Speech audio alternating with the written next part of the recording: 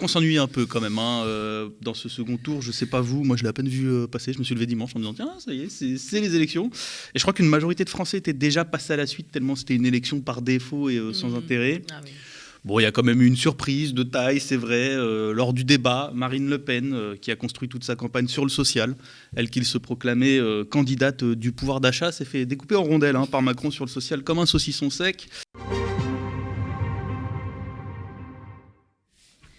Bonjour David Guiraud. Bonjour Nadia. Moi, je ne te parle plus. Tu abandonnes le navire du média. Comment ça se fait? Mais c'est quoi tes projets? Pourquoi tu pars, David? Bah oui, mais je vais en parler justement. Bonjour Nadia, bonjour chers auditeurs. Bon, c'est ma dernière chronique. Il y a une élection qui arrive, donc je suis forcé de rendre l'antenne pendant quelques temps, on va dire. Mais on va pas commencer par sortir les mouchoirs. On va plutôt commencer par respecter les traditions ici. Il ne faudrait pas qu'à peine le dos tourné, tout se perde. Première tradition validée pour ma part, les cernes. Enfin des cernes, plutôt des poches de kangourou, parce que c'est quand même tôt, cette matinale. Donc j'ai enfilé mes meilleures poches. Et puis deuxième tradition, rigoler un peu en décryptant l'actualité, parce que c'est toujours mieux que de déprimer. Et là, depuis dimanche, il y a de quoi faire, on est bien. Faut dire qu'on s'ennuie un peu quand même dans ce second tour. Je sais pas vous, moi je l'ai à peine vu passer. Je me suis levé dimanche en me disant tiens ça y est, c'est les élections. Et je crois qu'une majorité de Français étaient déjà passés à la suite tellement c'était une élection par défaut et sans intérêt. Ah oui. Bon, il y a quand même eu une surprise de taille, c'est vrai, lors du débat. Marine Le Pen, qui a construit toute sa campagne sur le social, elle qui se proclamait candidate du pouvoir d'achat, s'est fait découper en rondelles par Macron sur le social comme un saucisson sec. C'est étonnant, on se croyait à un apéroussel, il manquait plus qu'un verre de rouge pendant le débat et on y était, mais ça résume bien ce second tour. Et l'imposture aussi de l'extrême droite qui n'est même pas capable de contester Macron sur le social, alors que c'est le candidat le plus antisocial de la Ve République. Bref, bon, allez, on peut passer à la suite et commencer par regarder la superbe intronisation d'Emmanuel Macron. Regardez plutôt. Et voici le président Macron qui arrive avec son épouse, Brigitte Macron, entourée de jeunes, d'enfants. Et on écoute ensemble justement cet hymne européen.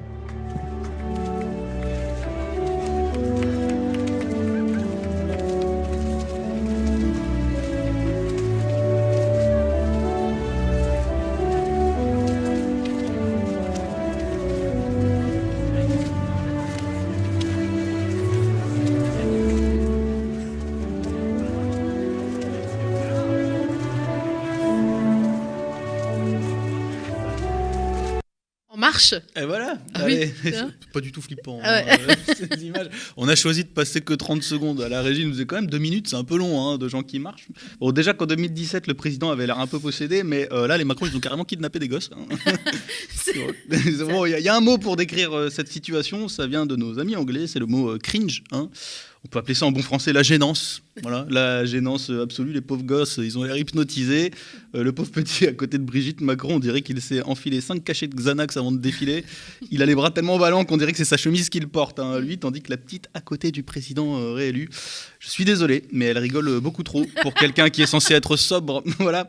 Enfin bon, on va pas se moquer trop longtemps quand même des gamins, parce que c'est pas sympa. Les pauvres, ils y sont pour rien. T'imagines quand même un peu la pression. Non mais elle rigole parce qu'elle a compris la douille, c'est tout. Je sais pas, moi, oui, je pense aussi. Non, en tout cas, elle est heureuse d'être là, je sais pas. Je sais pas. Bon, on va pas se moquer des enfants. C'est vrai, en plus, t'imagines la pression quand même, quand on te dit à 12 ans que tu vas marcher à côté du président, qu'il faut avoir l'air solennel, bon bah forcément ça crée un certain malaise, parce que les enfants ils savent pas trop être solennels, donc soyons gentils avec eux. Mais il n'empêche que ça commence pas super bien ce quinquennat. Vu la mise en scène, on se croirait dans une affiche de l'URSS avec le chef d'État qui est devenu le petit père des peuples. Ça n'annonce pas une grande ère de liberté publique, toute cette imagerie avec les enfants, mais bon, c'est que mon avis. Ah, attendez, on me signale à l'oreillette que je n'ai pas. Depuis le début de mes chroniques, je fais semblant d'avoir une oreillette. Alors, on n'a clairement pas le budget. Voilà, il y en a une, elle est pour moi, et elle ne tient même pas, en plus. Moi, je balance tout aujourd'hui. Tout à l'heure, le magnéto, il est tombé, tout le monde a entendu. Que si les petits, ils n'ont pas l'air très emballés d'être là, il y en a un qui était quand même super content d'être présent. Regardez cette image. Eh oui, c'est Manuel Valls. Il était là, Manuel Valls, avec sa petite tête de gars qui tape les incrustes en soirée, avec les petites lunettes. L'air de rien, pépère. Et le journal Libération nous apprend. On avait un peu deviné, quand même, en voyant la photo, soyons honnêtes, qui est toujours le spécialiste de l'auto-invitation. Je cite le journal, il s'est, je cite, affiché auprès des plus proches soutiens du vainqueur du soir, alors il était au premier rang, sans que cela soit prévu selon l'équipe de campagne. L'intéressé assure avoir été invité. La honte. Et quand on y pense, Manuel Valls, c'est vraiment en train de devenir un personnage de roman. Tout le monde le déteste, mais moi je trouve qu'il a un potentiel comique énorme.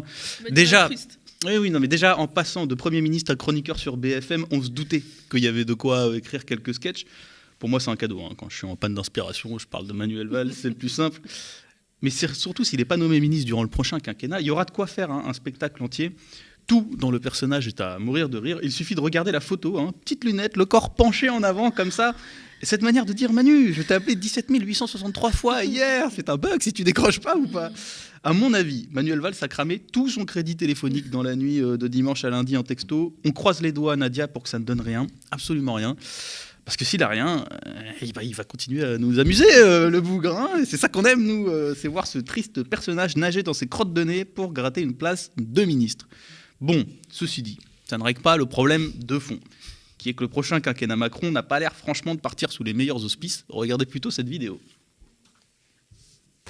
Bruno Le Maire, vu le caractère inflammable de cette réforme, est-ce que vous nous garantissez ce matin que le gouvernement ne passera pas en force, n'utilisera pas le 49.3 pour faire passer cette réforme? Je ne peux pas donner cette garantie, je ne le souhaite pas, ça c'est certain. J'ai toujours dit que cette réforme devait faire l'objet le plus possible de discussions et de dialogues avec l'espoir de parvenir à un compromis.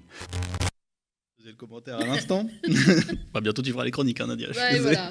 Voilà, à peine élus, ils sont déjà en train de parler du 49.3 pour une nouvelle réforme des retraites. Ça respire la discussion démocratique, tout ça.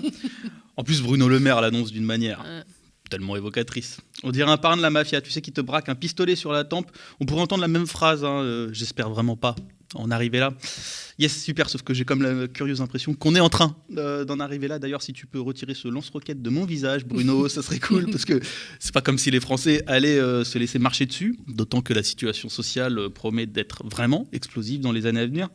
Les bulles financières sont en train de craquer, l'économie réelle mondiale est toujours en crise, les productions sont bloquées dans de nombreuses filières. Je rappelle qu'en Chine, il y a encore des arrêts de production, les prix continuent d'augmenter, bref... Ça va être chaud. C'est pas une guerre aussi. Oui, une petite guerre aussi, des familles. Voilà, ça va être chaud. Ça va être chaud pour les libéraux de répondre à l'urgence sociale. Alors, on peut s'attendre à ce qu'ils sortent leur carte maîtresse, leur dragon blanc aux yeux bleus, pour ceux qui connaissent Yu-Gi-Oh! J'ai nommé Nadia. Non, laisse-moi tranquille. Alors, j'ai noté dans la chronique. Ah oui, car on ne fait pas ma dernière chronique sans faire des quiz à Nadia. Sinon, c'est pas à la contre-matinale. Okay. Bon, j'ai nommé le préfet l'allemand, qui va s'en donner à cœur joie pour nous éclater les rotules. Voilà. Je le sens bien, moi, ce quinquennat. À moins que le Bloc populaire parvienne à porter une majorité à l'Assemblée nationale et fasse de Jean-Luc Mélenchon notre Premier ministre, ce qui changerait beaucoup de choses. Ça ferait une sorte de 49.3 sur l'élection présidentielle. Moi, j'aime bien le concept, personnellement, pour une fois que c'est nous qu'on le fait. Et ça permettrait de faire autre chose que bousiller nos retraites, par ailleurs. Alors, ça paraît être un bon plan, ça oui. Beaucoup de gens y croient, d'ailleurs, autour de moi. Enfin, pour beaucoup, mais pas pour tout le monde. Regardez plutôt cette interview. Je soutiens cette perspective de coalition qui doit être une coalition très ouverte. Moi, je suis pour que, évidemment, il y ait la France insoumise. Le résultat du 10 avril les oblige de ce point de vue-là. Qu'il y ait aussi toutes les forces politiques de gauche qui peuvent se réunir autour d'un projet qui dit le climat, qui dit le social, qui dit l'augmentation des salaires, qui dit la réforme des institutions. Et donc, il faut que cette perspective soit large pour qu'on envoie le plus de députés possible à l'Assemblée nationale, peut-être dans une perspective de coalition. Vous entendez la France insoumise, ils disent « on est ouvert, on tend la main, mais derrière nous, derrière Jean-Luc Mélenchon ». Ça marchera pas. Mais ça marchera pas, je vais vous dire. C'est lui le chef, là, non ? Non. C'est pas lui le chef de la gauche, lui. Moi, je suis assez surpris par le détournement permanent des institutions. Alors, j'entends l'expression communément utilisée du troisième tour. Vous vous rendez compte que dans notre pays, les élections législatives qui envoient les élus du peuple à l'Assemblée deviennent simplement un troisième tour d'une élection présidentielle. Ah, moi, je vous cache rien. Nadia, elle commande comme en finale de Ligue des Champions quand elle regarde les... Elle est assez imagée. Le micro est coupé. Non, mais très premier degré, Jadot. Sacré Yannick Jadot, qui parle avec une espèce de curieuse amnésie. On dirait qu'il a oublié son score au présidentiel et qu'il continue de penser que c'est l'acteur incontournable à gauche. Ça rigole là-bas. On entend Lisa, elle a rigolé. Voilà, un peu plus, et il va nous sortir, Yannick, qu'en fait, c'est lui qui a gagné les présidentielles. Après tout, on est à l'abri de rien avec un comportement comme ça. On est surtout à l'abri de changer la vie des gens, quand même. Et ça, c'est pas une super nouvelle. Alors que son appareil politique est en interne très divisé à Yannick Jadot sur la question des élections législatives qui arrivent, il arrive quand même à faire passer son ego avant la réalité politique. Et ça lui fait perdre un peu la tête aux camarades écolos. Parce que franchement, critiquer le fait que les élections législatives seraient un 3e tour de l'élection présidentielle dans un pays où la majorité parlementaire ordonne quand même la composition de tout le gouvernement, c'est comment dire, c'est bizarre. Bizarre, comme dirait Thierry Henry. Voilà. Bizarre, il le dit sur ce ton-là, parce que ça revient à baisser les bras devant la toute-puissance macroniste. Je peux le comprendre, il n'a pas été à l'Assemblée pendant 5 ans, mais moi qui ai bossé, je peux vous dire que voir 300 députés applaudir comme des Playmobil à chaque intervention de Véran, de Castex ou de Castaner, bah voilà, on s'en passerait bien cette fois. Rendez-vous compte quand même que même le Parti Socialiste s'est montré plus ouvert que Jadot là, dans les discussions politiques. On pourrait s'en moquer, mais moi ça me fait un peu tiquer. J'espère qu'il va vite revenir à la raison, et surtout à la maison, Yannick Jadot, parce que la Macronie fait souvent de l'œil aux responsables politiques qui perdent la vue. Ah oui, je philosophe, moi, sur la dernière chronique, je me lâche, j'ai plus rien à perdre. Voilà. Mais bon, puisqu'on parle des législatives, on va quand même pas se priver d'un dernier moment plutôt sympa. Allez, regardez ça, c'est cadeau. Stanislas Rigaud. En mots, et ça va me permettre de lier les deux sujets. Le premier sur le rassemblement. On y revient dans un instant, on s'occupe de votre cas dans un instant, bougez pas. Nous dans un instant, est génial. Mais, premièrement, relier le premier sujet, donc les alliances, les discussions qu'ils doivent avoir, et le cas de Mélenchon. Parce que moi, je vois certains candidats, monsieur en parlait à l'instant, mais moi, quand je vois certains candidats qui vont être investis chez la France Insoumise, et je pense à Tabouas par exemple, militants qui se baladent, il faut le dire, avec une tête de Marine Le Pen sur un pitch dans des manifestations, et que cet homme-là va être candidat à Vénissieux, bah je suis désolé, c'est inquiétant. Et je vais vous dire autre chose. Là, j'ai écouté, je vous le disais tout à l'heure, Quintenaz sur BFM tout à l'heure. On vous fait peur. Ah oui, Tabouas, je vous le dis, il fait peur à beaucoup de gens. Moi, je le dis à toutes les personnes qui regardent cette émission aujourd'hui. Si vous donnez une majorité à monsieur Mélenchon, si vous faites élire des députés mélenchonistes, on aura des Tabouas qui se baladent dans l'Assemblée nationale, qui n'ont aucun respect, en réalité, pour les élus de la République. Oh, regardez, un zémouriste. Il en reste encore. Ouais. Mais regardez comme ils sont mignons. À être effrayés comme tout. Il pleure. Ah bah oui. Au passage, c'est délicieux, les larmes de facho. Je vous recommande. Ils ont peur, les humoristes. Ils ont tellement peur que Tabouas soit désigné candidat aux législatives. Bah ouais, c'est leur peur absolue. Imaginez quand même, t'as député, selon Stanislas Rigaud, qui deviendrait député de Vénissieux parce qu'il a écouté Quatennens. Enfin, le gars a tellement la frousse qu'il se met à zozoter quand même. Bref, imaginez, t'as qui, je le cite, se balade dans l'Assemblée en n'ayant aucun respect pour les fachos. Mais on a envie de voir ça, nous, en fait. C'est ça qu'on veut. Au final, l'autre principal argument de ce partisan de Zemmour est assez simple. Je le cite encore. J'ai peur. Mais faire peur aux fachos, c'est bien. C'est bien, je trouve. Moi, c'est un argument positif. En fait, que l'extrême droite de Malherbe aussi a eu un peu peur. On va y venir, oui. Je découvre on les chroniques de David Guiraud. On commence par les mini-Zemmour quand même, parce qu'ils sont géniaux. Franchement, ils sont top. Parce que traîner avec des groupuscules de criminels, infestés de criminels d'extrême droite, c'est ok. Mais par contre, ils vivent dans la terreur parce que Tabouas, il risque de faire des tweets. Voilà, faut les imaginer. Protéger les gosses, il y a Ta qui risque d'écrire ratio sous un poste de Zemmour. Cachez-vous tous, la République est en danger. Bon, par contre, quand l'Action française déploie des banderoles dans la rue avec écrit décapitons la République, là, c'est ok. Todo buen, c'est rien. C'est la liberté d'expression. Excusez-moi. Voilà. Bon, après, c'est pas les seuls à s'être insurgés ou étonnés de la probable investiture de Tabouas. On a vu Sifaoui, du Printemps républicain. Oui. Le Rassemblement national, même Apolline de Malherbe. C'est une belle alliance qui s'est montée contre Tala. On n'est pas loin des Avengers là, on est bien. Je crois qu'on est pas mal. On voit bien la stratégie de ces gens, fracturer l'Union populaire en interne et la faire reculer sur un personnage clé des luttes sociales et des luttes des quartiers populaires. Parce qu'en fait, il ne s'agit pas que de Ta. Ça serait une erreur d'en faire une question individuelle. Il s'agit d'exclure les jeunes militants arabes issus des quartiers qui tiennent des positions sociales, populaires et radicales. Au fond, ce n'est pas Ta qui est détesté par ces gens, c'est ce qu'il représente. Alors, juste une chose, s'agissant des critiques envers Tabouas, selon ses détracteurs, donc il faudrait l'exclure parce qu'il tweet. Moi, je vais donner quelques raisons de l'inclure. C'est parti. Affaire Benalla. Affaire des policiers de l'île Saint-Denis, accusés d'avoir déclaré à propos d'un Égyptien repêché dans la Seine. Un arabe, ça nage pas, ça coule. Ça leur va bien. Mais vas-y, ouais. Affaire des violences policières, Anne-Marie Legrand. Ça, c'est toi qui le dis. C'est pas moi. Ah, tu te défiles, là. Ah oui, non, j'ai rien dit, moi, j'ai rien dit. J'assume. J'ai rien dit, c'est pas moi.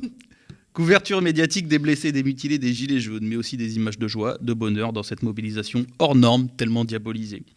Affaire des boucles Telegram d'extrême droite qui font des listes de personnalités islamo-gauchistes. Je pourrais continuer longtemps. Il y en a beaucoup d'autres, des affaires d'intérêt général à révéler par Taha. Alors, juste une question à ceux qui l'accablent. Vous avez fait quoi, vous, pour le peuple en lutte ?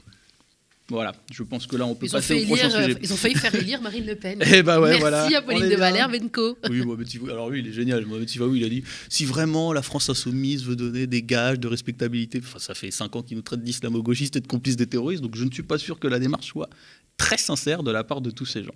On va déjà commence par te faire respecter toi avant de Eh parler oui. respectabilité.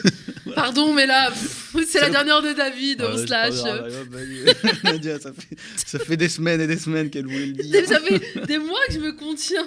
Et là, je peux Bah oui, c'est bon, tu peux y aller, c'est la dernière. Mais Et oui, on arrive à la fin de la chronique, hein. La toute dernière. Bah, c'est embêtant parce que je m'amusais bien, moi. J'avais le droit de me foutre un peu de tout le monde, de m'amuser, de dire ce que j'ai pas trop le droit de dire à la télé, de prendre le temps d'écrire et de réfléchir aussi. Quelque chose de difficile dans la tempête des chaînes d'information en continu, parce qu'en fait, aux médias, on m'a fait confiance dès le premier jour, dès la première heure. Aux médias, personne n'a jamais contesté aucune de mes chroniques. Ma liberté était totale, et j'espère que cette joie d'écrire, vous l'avez ressentie. Cette autonomie, c'est la marque de fabrique des médias indépendants, et j'espère aussi, chers matinaliers et chères matinalières, que vous avez tous senti comme moi à quel point c'est précieux d'avoir des médias indépendants du pouvoir de l'État et de la pression des actionnaires. Alors, certes, je vais pouvoir enfin dormir plus de 3 heures les mardis soirs, mais ça va me manquer un peu quand même, ces journées à regarder l'actu avec Théo et se creuser la tête pour savoir quel sujet pourrait le plus vous intéresser. Et oui, ça va me manquer d'envoyer mes magnétos à Nico et Lisa à 22h30, parce que je suis toujours à l'arrache, mais que ils sont toujours là pour m'accompagner comme des pros, pour que mes chroniques soient impeccables. Et ouais, ça va me manquer d'arriver tôt le matin, de voir que Bertrand a laissé des petits gâteaux en bas. D'ailleurs, Bertrand, c'est quand que tu dors, en fait? C'est une question que je me pose. Avec des gâteaux pour 10 personnes dans l'équipe. Oui, c'est bon. Moi, ça m'allait. Je plaisante, Bertrand. Je plaisante. Et puis ça me manquera aussi de monter les escaliers, de croiser toute l'équipe technique avec Léo à la prod là-bas, c'est lui qui fait les transitions nickel.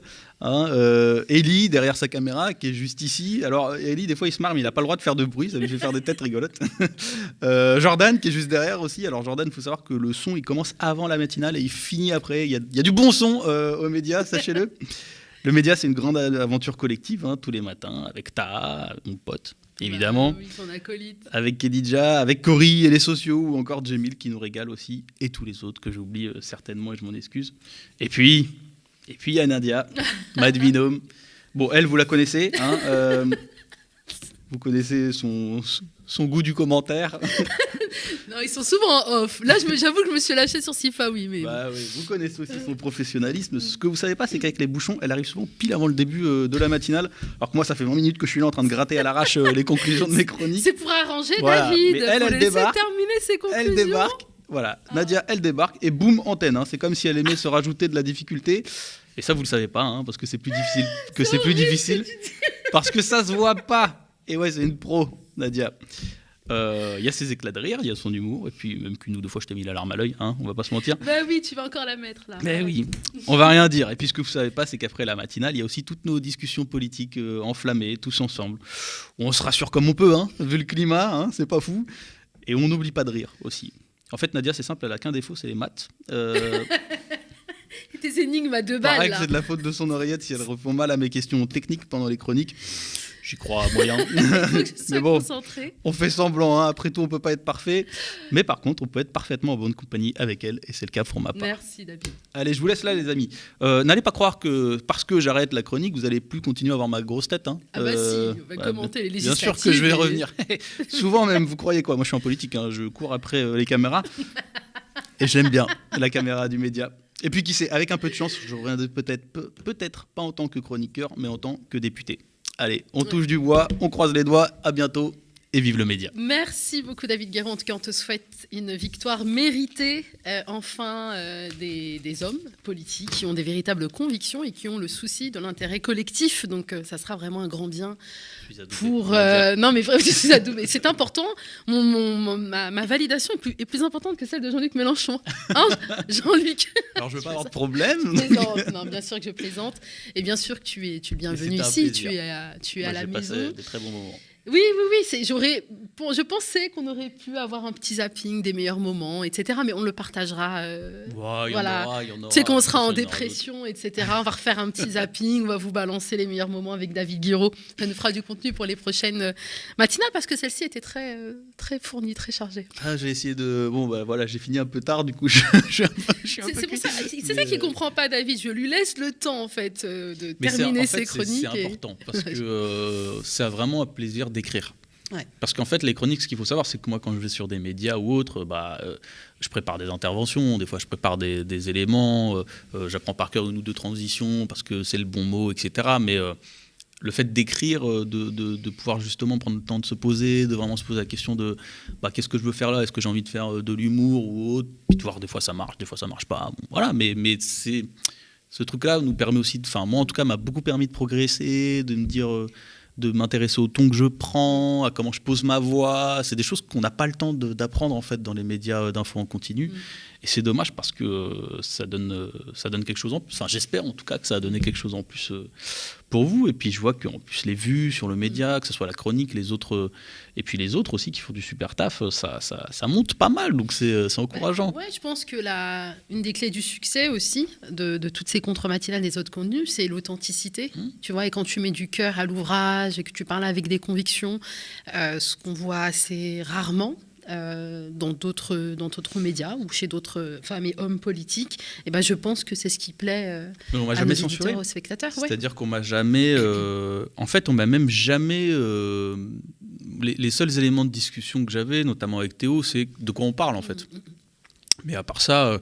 il n'y a jamais personne qui est venu en me disant, parce que je l'envoie ma chronique pour l'impression, même ne serait-ce que l'impression, ma chronique, j'arrive, il faut savoir, j'arrive aux médias, ma chronique est imprimée et tout, j'arrive comme une petite starlette, tu vois. Mais on m'a jamais dit, tiens, t'aurais pas dû dire ça, même après, ouais, c'était peut-être un peu abusé ou machin. On m'a jamais saoulé avec le contenu de mes chroniques et c'est du coup on se sent libre et du coup on se lâche et du coup on est meilleur en fait, du coup. C'est aussi ça, c'est que un des gros problèmes dans le journalisme contemporain, dans les chaînes d'infos en continu et tout, c'est qu'il y a beaucoup d'autocensure. Les gens s'autocensurent, c'est-à-dire qu'il n'y a même pas besoin d'une censure. Parfois, il n'y en a pas. Mais toi, tu t'es jamais autocensuré dans les médias, de toute façon. Non, mais par contre, oui, mais c'est vrai que, non. Voilà. mais je ne fais pas de chronique, ouais, donc je ne peux pas dire ce que je veux, je n'ai pas autant de temps. Parce que le temps, c'est ce qui manque dans les chaînes d'infos et dans les médias en général. Il n'y a pas le temps, il faut aller au plus vite. Et puis même, il y a ce truc de clash, etc., dans lequel je rentre avec plaisir, mais le clash et tout, ça ne fait pas toujours progresser la pensée. Donc ça ne me permet pas forcément de toucher les gens comme j'aimerais les toucher, de dire les mots que je voudrais dire. Parce que tu as un type du RN ou de Zemmour en face de toi qui t'interrompt toutes les 3 secondes et tout. Je préfère quand c'est toi qui m'interromps. En plus, je suis souvent d'accord quand je t'interromps, finalement. En plus, en vrai, je ne sais pas beaucoup interrompre. Ça sert plus de relance. C'est faire ce que je voulais faire. Exactement. Non, voilà, effectivement. Et ce temps-là, on le prend aux médias. Ça permet à nos invités, à nos chroniqueurs de dérouler leurs pensées et puis de vous offrir ces clés de compréhension. Parce que pour pouvoir décrypter, il faut avoir du temps et pour pouvoir continuer à regarder nos contenus qui sont nombreux, qui sont accessibles gratuitement. Nous ne sommes pas financés par de la publicité ni par des mécènes qui seraient richissimes. Eh bien, ça passe par votre soutien, ça passe par des abonnements. C'est à partir de 5 € par mois. C'est moins cher qu'un abonnement Netflix. Vous voyez le professionnalisme, je fais ma chronique d'adieu et hop, ça soutire du fric aux abonnés. Ah bravo. Non, tu m'offres des mais bien belles sûr qu'il faut souscrire. Il bien faut sûr, c'est souscrire, important. effectivement. Et puis bon, on en parlait. Ça, là, on n'est qu'à 3 jours de ce nouveau quinquennat et on sent déjà la violence comme ça s'emparer de nos rues. Donc ça arrive malheureusement. Soyez prêts. Je pense que ça va être 5 ans aussi de souffrance sociale. Et ce qui permet de dénoncer cette souffrance, c'est l'existence de médias comme le nôtre, indépendants, où effectivement on a un ton, une parole libre, parce que tu parlais de cette liberté de choix dans tes chroniques. C'est la même façon pour moi, hein, les sujets que je choisis d'aborder, on me permet de le faire en toute confiance. C'est le cas aussi pour mes collègues Djemil ou même Lisa qui a pu tenir l'antenne ici. Donc voilà, le média, c'est tout ça, c'est cette liberté, cette authenticité, cette diversité aussi que l'on voit pas dans d'autres médias, et ça c'est un bonheur de pouvoir être là. Le média, c'est bien, quoi. Voilà, le média, c'est nous les meilleurs, voilà quoi.